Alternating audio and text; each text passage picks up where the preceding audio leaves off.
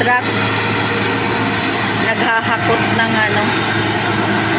ng lupa papunta dito sa taas.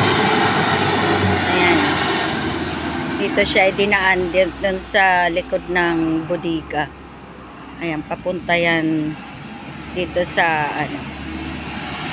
sa may kalsada. Ayan.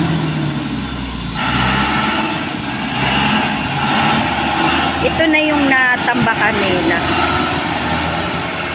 Maganda yung lupa dun sa taas ng swimming ponds.